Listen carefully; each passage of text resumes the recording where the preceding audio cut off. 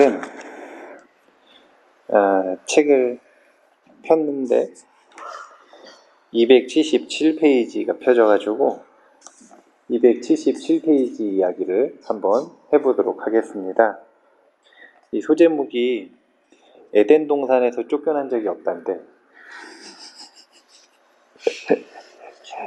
이제 이 금강경 이상정멸문의 일부분이에요. 이런 부분이에요. 부처님께서 수부리에게 말씀하셨습니다. 그렇다. 만일 어떤 사람이 이 경을 듣고 놀라지도 않고 무서워하지도 않고 두려워하지도 않는다면 이 사람은 매우 경이로운 줄 알아야 한다. 왜냐하면 수부리여, 열애는 최고의 바라밀이 아니라고 설하였으므로 최고의 바라밀이라고 말하기 때문이다. 자, 이제 뒷이야기는 빼버리고요. 즉비심영 공식은 일단 들으면 머리가 하얘지니까 그 얘기는 빼고 그 앞에 이 경을 듣고 놀라지도 않고 무서워하지도 않고 두려워하지도 않는다면 이 사람은 매우 경이로운 줄 알아야 한다. 이 부분에 대한 이야기인데, 무상반야의 진리에 대해서 듣고 두려움이 일어나지 않나요? 두려움이 일어나지 않는 경우는 두 가지 경우인데요. 첫 번째는 여기서 아주 경이롭다라고 찬탄하는 희유한 경우, 소수죠. 대다수는 그냥 무상을 잘 이해를 못한 거예요. 무상반야를 그냥 실감을 잘 못한 거예요. 그게 무슨 뜻인지를. 그에 대한 말을 이해했을지는 모르지만 그게 자기 자신의 마음과 자기 자신의 삶과 자기 자신의 집착의 대상에 적용이 되지는 않은 거예요. 그런데 정말로 강렬한 집착을 가지고 있는 사람들에게 그 집착의 대상이 허상임을 이야기를 하면 그때 우리는 비로소 무상반야가 가지고 있는 두려운 힘을 볼 수 있습니다. 사람들은 자신이 집착하고 있는 대상이 부정당했을 때 정말로 영린을 건든 것처럼 아주 치열하게 반응해요. 부처님께서 이야기하시는 건 자기가 아주 강력하게 집착하는 대상, 무조건 옳다고 생각하는 대상, 그 대상에 무상반야의 진리가 적용이 됐을 때 두려워하지 않는다면 이걸 말하는 거예요. 정말 희유한 사람이다, 그 사람은.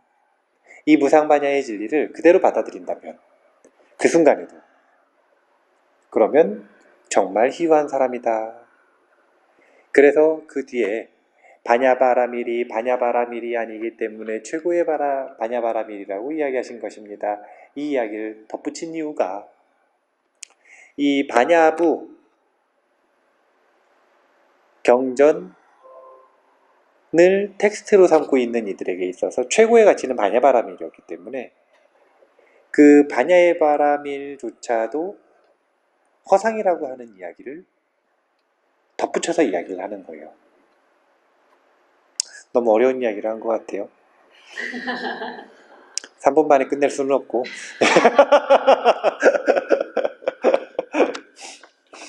이제 왜 우리가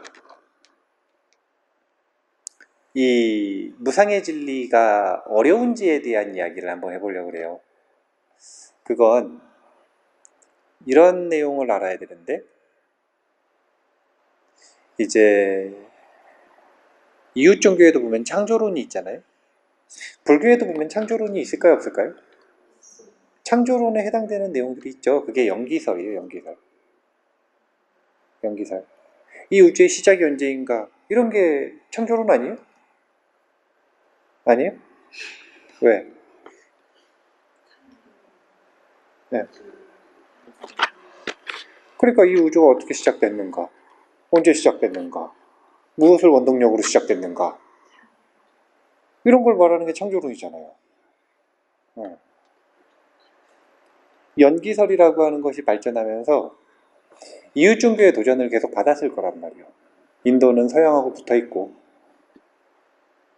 그리고 인도의 힌두 자체도 굉장히 광대한 철학을 가지고 있고, 그러다 보니까 이 우주의 근원과 시작에 대한 이야기들을 할 수밖에 없었는데, 한마디로 딱 이렇게 표현해요. 이 우주가 언제 시작됐느냐? 무시일에 시작됐다. 이게 결론이에요. 무시일에, 시작 없는 그때부터. 말이, 대답이 되게 이상한 대답인 거예요. 언제부터 시작됐는가? 시작 없는 그때부터 시작됐다. 그러니까 학자들이 굉장히 불만족스러워. 이 대답이 굉장히 불만족스러워요. 2722년 전에 시작됐다. 이렇게 대답해주면 좋겠는데, 27만 3천 년 전에 시작됐다. 이렇게 대답해주면 좋겠는데, 그게 아니라 무시일에 시작되었다. 그래서 어떤 학자들은 이런 의심도 합니다. 몰라서 그렇게 대답한 거 아니냐.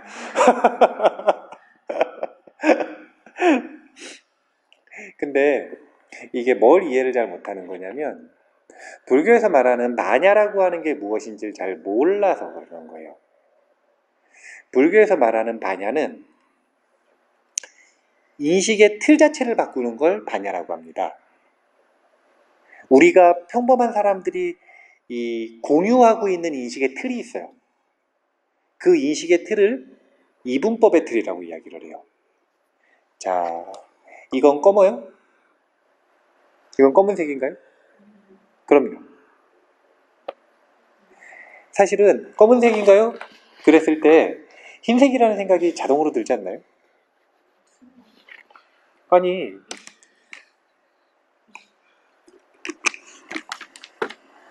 그 밑바닥에 보면 이게 이 어떤 색인지에 대한 생각을 하지만, 검은색이라는 말을 듣자마자 검은색이 아니면 흰색이다라고 하는 개념이 자동적으로 떠오르게 되어 있어요. 또 이게 작냐 물어보면 작다고 생각하면 작다고 이야기를 하고, 그렇지 않으면 크다라는 생각이 자동적으로 들게 되어 있어요. 여기가 밝으냐? 그러면 밝다고 생각하면 밝다고 얘기를 하는데, 밝다고 생각을 안 하면 어둡다는 생각이 드는과 동시에 어떻게 하는 거냐면 빛의 정도를 재는 거예요. 적당히 어둡다라든지 적당히 밝다라든지. 근데 그 밑바닥에는 항상 반대되는 개념이 같이 떠오르는 거예요. 이런 걸 보고 이분법이라고 그래요. 자,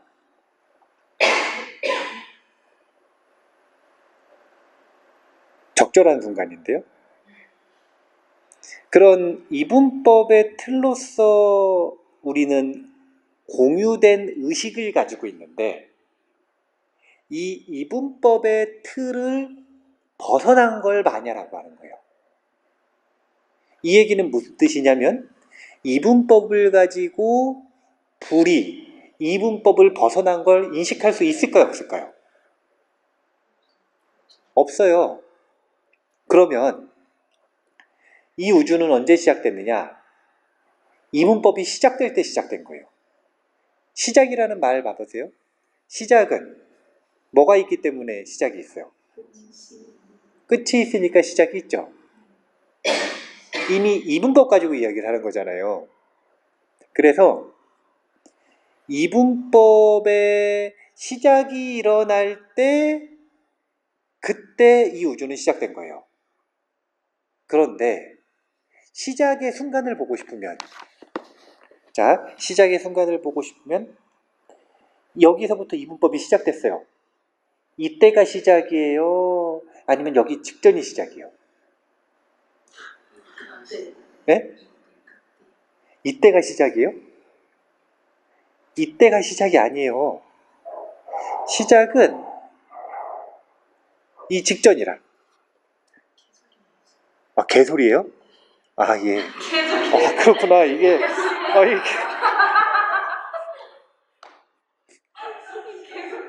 예. 아, 밖에서 개소리가 들려가지고, 예.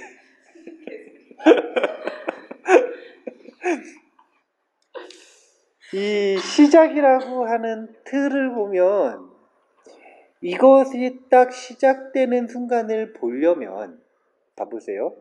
이것이 시작되는 순간을 보려면 이 시작되는 순간을 보는 힘이 있어야 돼요, 없어야 돼요? 있어야 되죠. 그래서 직전이 시작인 거예요. 직전에 이걸 볼 존재가 필요한 거예요. 그런데 이거는 누가 보냐면 이분법의 틀을 가지고 있는 사람이 보는 거예요. 그러면 그전에는 이분법의 틀이 있었어요, 없었어요? 없었죠. 그래서 뭐라고 표현을 하는 거냐면 무시일에 시작됐다. 시작 없는 그때 시작됐다. 이렇게 이야기를 하는 거예요. 왜냐면 시작을 이야기할 수가 없으니까. 무시일이라고 하는 단어하고 금강경의 무상과 연결을 해서 생각을 해볼 필요가 있어요. 이건 무슨 뜻이냐면 금강경의 반야는 무시일에 시작된 이분법의 수많은 지식 중에 최고를 고르는 게 금강경의 반야가 아니라 이 이분법의 틀에서 벗어나는 게 반야예요. 이분법의 틀을 벗어던지는 거. 이분법의 틀을 벗어던진다는 건 우리가 이 세계에서 살았어요. 어떤 의식으로 살았냐면 불의의 의식으로 살았어요. 사실은 이분법으로 살아가니까 불의의 의식이라고 이름을 붙인 거예요. 그때는 불의도 아니고 그냥 자연스러운 의식이에요. 근데 그 의식으로 살다가 어느 순간 무시일에 이분법의 의식이 시작이 됐어요. 그러면 이분법의 의식을 가지고 여기서 사는 게 아니라 이 세상을 이분법으로 보면서 사는 거예요, 그냥. 불의로 보고 살다가 이분법으로 보고 사는 거예요. 근데 불의로 보는 경험하는 세상과 이분법으로 경험하는 세상이 다를 뿐이에요. 가장 쉬운 비유가 그냥 세상을 보는 거하고 선글라스 끼고 보는 세상은 틀리잖아요. 색감이 완전히 틀리잖아요. 불의의 선글라스를 이 불의의 의식으로 보려면은 이 선글라스를 벗었을 때 세상을 보는 것과 선글라스를 꼈을 때 세상을 보는 것, 이 정도의 차이라고 보시면 돼요. 이제 여기서 조금 정신병이 있는 분들은 이제 완전히 감각에 오류가 생겨가지고 이상한 걸 보죠. 이런 거는 선글라스 낀 정도가 아니라 VR 낀 거예요. 그래서 없는데 있는 것처럼 보이는 거예요. 아예 인식의 오류를 일으키는. 근데 평범한 사람들은 그 정도까지는 아니라, 평범하다는 건 정상적인 인지 범위를 가지고 있으면 그 정도는 아닌 거예요. 하지만 분명히 색감 있는 안경을 끼고 보고 있는 거예요. 이걸 벗기 전에는 절대로 있는 그대로 볼 수가 없는 거예요. 그래서 반야라고 하는 건 이 인식의 틀을 깨버리는 걸 반야라고 하지, 그 인식의 틀의 결과물 중에 좋은 걸 반야라고 하는 게 아니에요. 인식의 틀 중에서 좋은 걸 보는 건 선악을 구분하는 택법의 지혜라고 합니다. 이거는 인과를 아는 거예요. 인과를 아는 지혜하고 반야바라밀은 틀린 거예요. 여기까지 이해가 되시죠? 그렇기 때문에 반야바라밀의 입장에서 볼 때는 반야바라밀의 철저한 선사들은 신성모독을 참 잘 저질러요. 겨울에 어떤 선사들이 선방에서 수행을 하다 땔감이 떨어졌대요. 그러니까 노스님이 젊은 수자들 다 죽을 것 같으니까 부처님 목불이었는데 내려가지고요, 저희 도끼로 쪼개가지고 불쏘시개로 썼대요.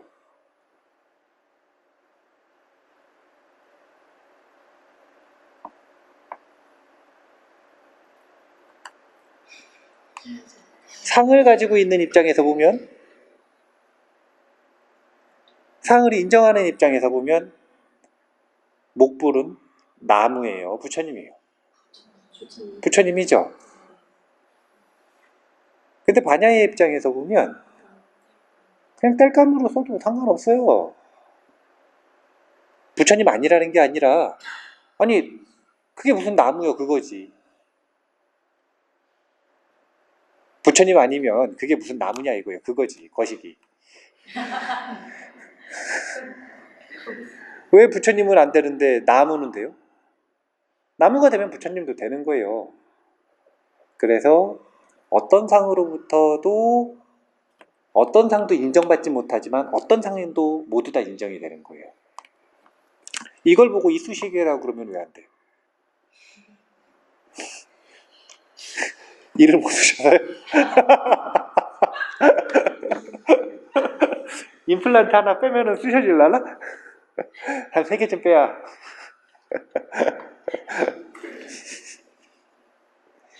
이제 우리가 이 무상의 진리에 대해서 반복해서 생각을 해볼 필요가 있는데, 이 무상의 진리, 이분법의 틀을 바꾸는 것이 바로 반야의 힘이라고 하는 것.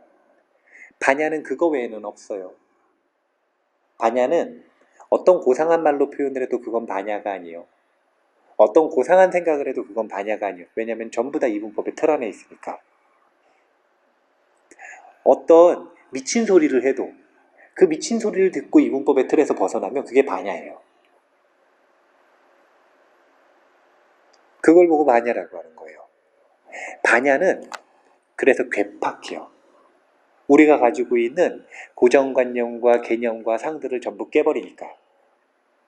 그래서 이 가르침을 듣고 두려워하지 않는다면 그는 굉장히 희유하고 찬탄받아 마땅한 사람이다. 경이로운 사람이다. 이런 이야기를 하는 겁니다.